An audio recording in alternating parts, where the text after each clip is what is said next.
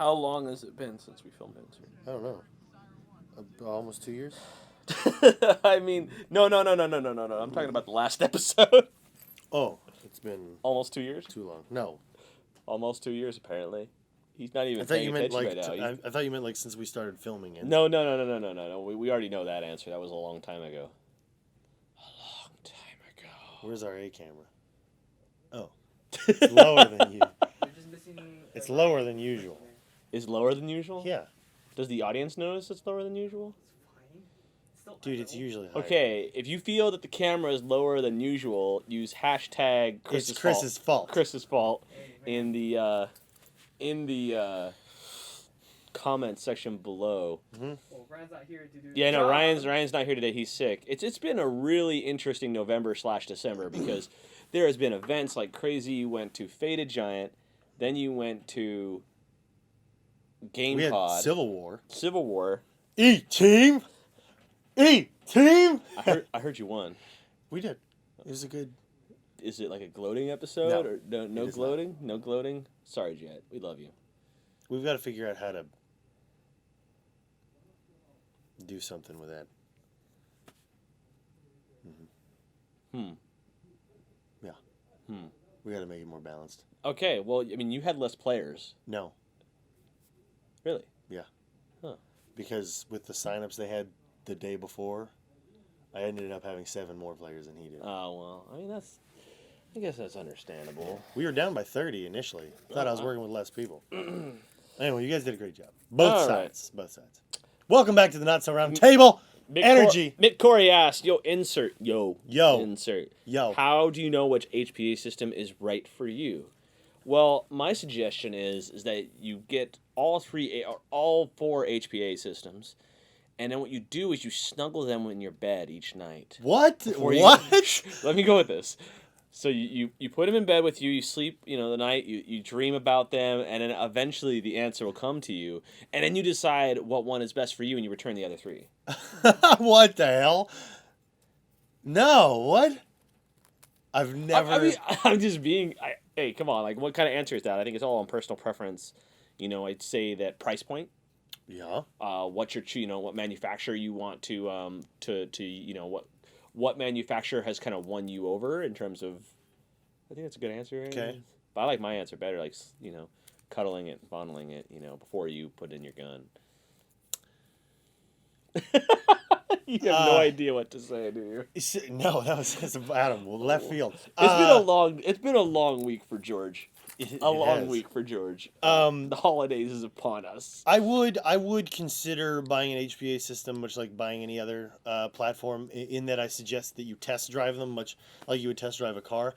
It's very difficult to find a retailer that has all the HPA systems set up for you to test drive, though. So, best solution that I can find, that I can suggest currently, would be to go to your local field and make some friends that all use HPA. Hopefully, kind of canvas different systems that way, and really look at which one you like the setup of, which one you're looking for the most features out of, or the least features if you're looking for a very simple system. And ultimately, it comes down to what features are you going to use the most often, what system's going to accomplish those features at the lowest cost for you, and then ultimately, which one do you like the functionality of in-game, after testing it yourself. Matt with the car answer. Everything can be answered with relation to cars. Eating girls? Yeah. Girlfriends could be Yeah. Oh. Yeah. Okay. Elaborate. Well, this is terrible. Elaborate. No, look. No, okay. I called you out. You have to elaborate. All right, so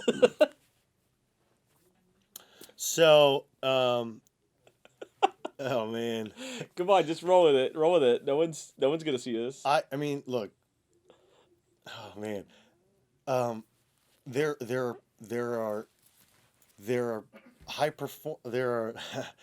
great. You want to stop? Yep.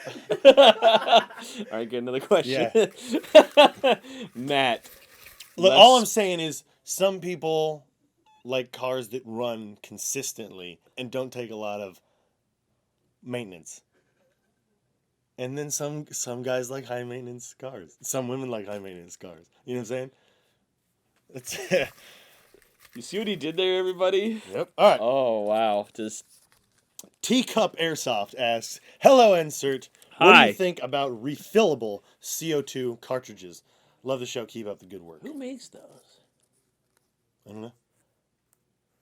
I mean, I think CO2 cartridges are so cheap and readily available, and you don't use them that I mean, ever since I stopped using Thunder Beast, period. Like, I don't really even though I have a CO2 pistol, I don't really use like 3 or 4 for a full event is enough. Right. Well, the cool Max. thing is now we've got that HPA adapter that you can buy here. That's a CO2 shell cartridge that'll adapt to an HPA line. So even if you had a CO2 item, a CO2 pistol or a CO2 rifle or like a sniper stock, you could always convert it to HPA if you wanted to. So even if HPA is scarce, or even if CO2 is scarce where you are, and HPA is more readily available, you can go back and forth very easily without having to modify things. Yeah. So always an option. But CO2 refillable, I mean, like I've got one of those gas, like mock HE grenade things that you fill with CO2. Yeah. And those are kind of cool, especially if you're using like a gas bolt that takes CO2. Oh, you don't have to carry around shells with you. I've never used one of those. Yeah. Brain Eat Penguin. Oh, is that Brain or Brian? That's Brain. Yeah. Brain Eat Penguin. Brain Eat I was like, am I dyslexic for a second? No. Would it be useful for me to color code my hop-up unit for different ranges? I'm going to use a ProWin hop-up unit, and similar. I mean, he said it's similar to the Crytek hop-up, but we know what a ProWin hop-up looks like. Yeah. So he wants to color code it based off of ranges. Yeah. Do you think that's possible? My only concern is that if it goes around more than once, if your rotational wheel goes around more than once. Yeah, but even still, it's color coded. I mean, it could work theoretically, but I mean, realistically, I think what is easier to get better range out of your gun? Meaning, let's say I'm shooting at target A, and target A, I realize, is 20 feet out of range. Is it easier for me to move up 20 feet and try again? Or is it easier for me to open my hold on, with gloves, mind you, and we all know how hard it is to adjust your hop-up unit with gloves. Open the hop-up unit and make that adjustment. I find myself adjusting my hop-up once. When I go out and I set it to the maximum distance that I think I'm going to be shooting. And then anything inside that distance, I just correct physically. Yes. I mean, that's what I personally feel. I feel like once you get your gun dialed in with a certain BB with a certain weight, you don't really touch it at that point. Like, if I rarely, once it's dialed in, the only time I touch it really is if it's a huge difference in elevation, which is going to change that hop-up trajectory, or if I'm using different BBs. But Brain Eat Penguin, if you've got a color coding solution, I'd love to see it in action. Speaking of color coding, I always thought it would be cool to have the PTS EPM mag springs have a gradient color on them, so that you knew based on the color of the spring that you could see in the viewable window, so you could see about how full you were, even if you couldn't see the orange follower saying that it was completely full, where you were in the string of. Anyway, I just I would just put it in a new magazine at that point. Yeah. Sorry, you like to overthink. It's okay. That is a long question. Tyler, Kitkun. Dear Insert, I took about 1.5 years off of Airsoft. Thankfully, I decided not to sell or give away my primary equipment. Example, gear, airsoft, gun. We've always said you could leave stuff for 5, 6, 7, 10 years. Yeah. And you can always come back to it. That's a wonderful thing about airsoft. Don't sell your primaries. Keep that. No matter, because you never know when you might get that bug again. Mm-hmm. My question is, what should I myself or players like me who took a long break be looking at in the airsoft industry? Example, manufacturers, old or new, products of interest, or even new events or hosts. Great job on the 100th episode. Wish I could have seen the live broadcast. Keep up the good work.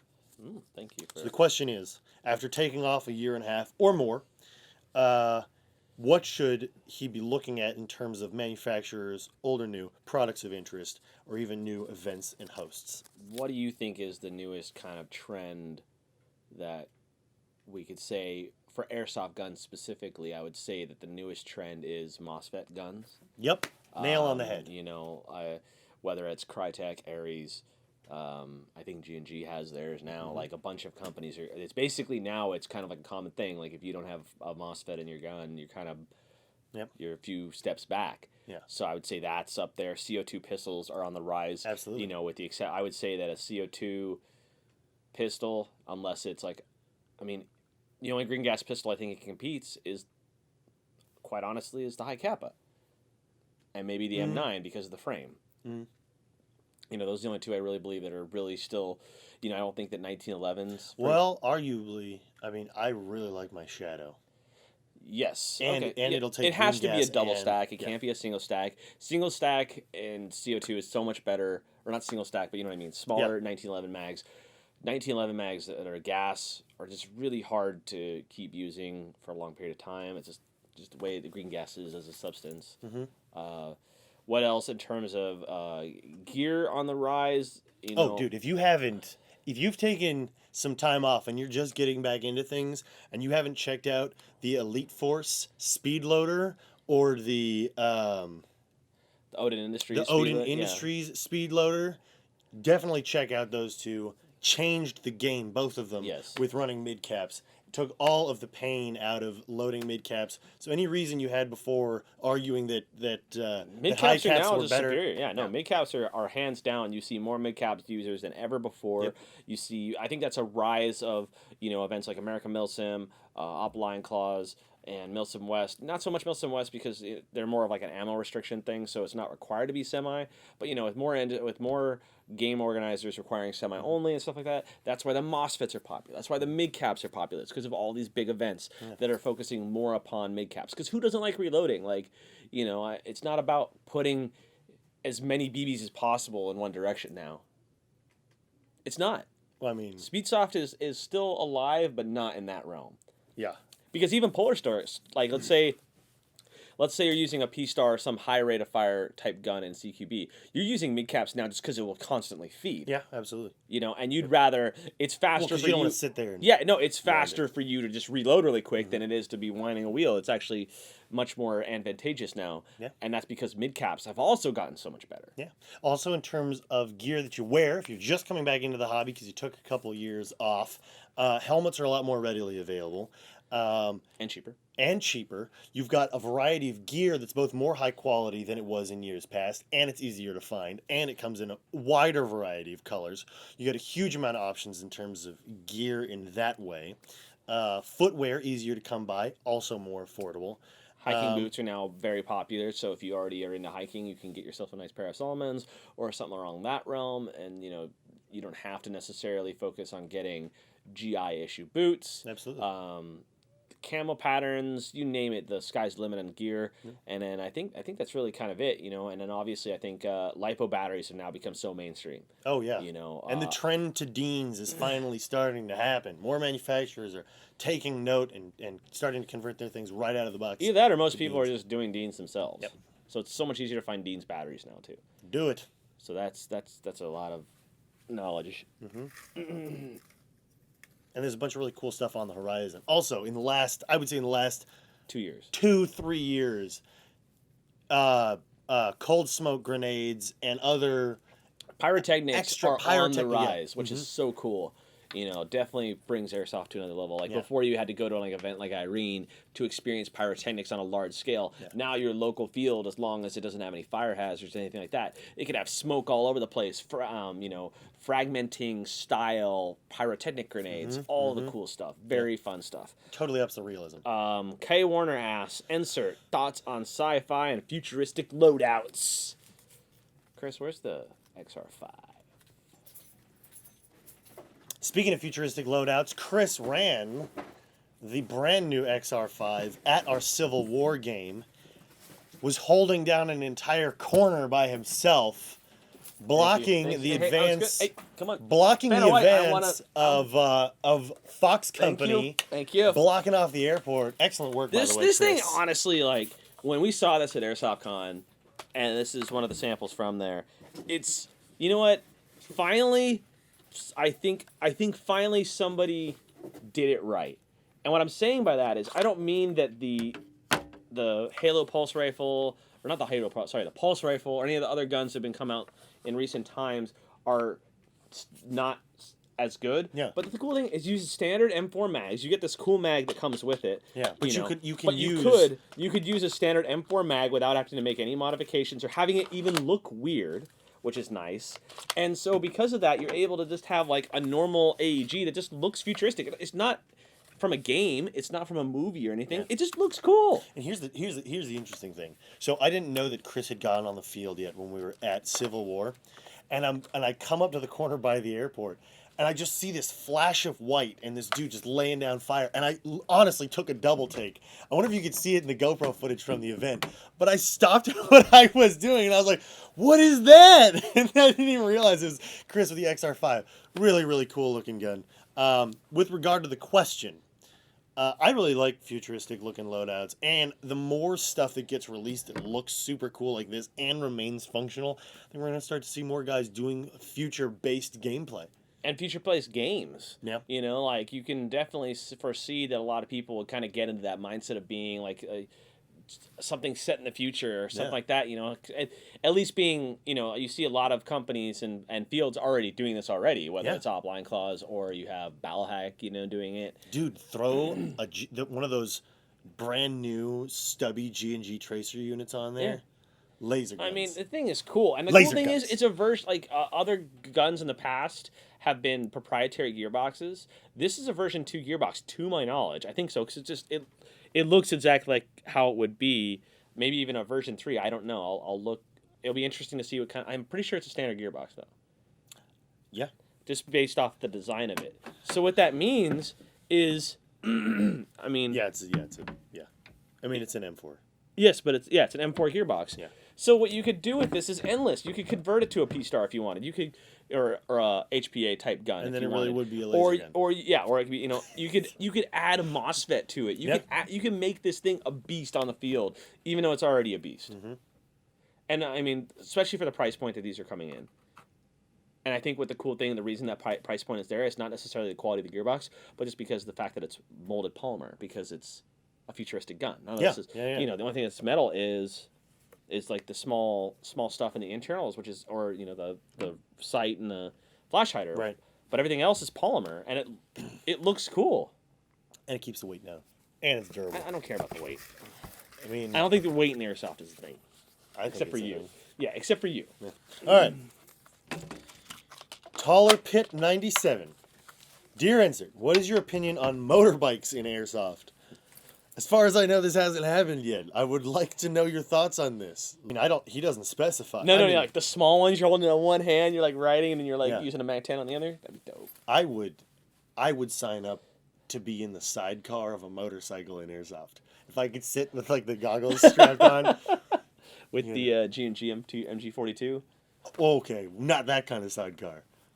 You said sidecar and with but goggles, I was envisioning like a Harley Davidson.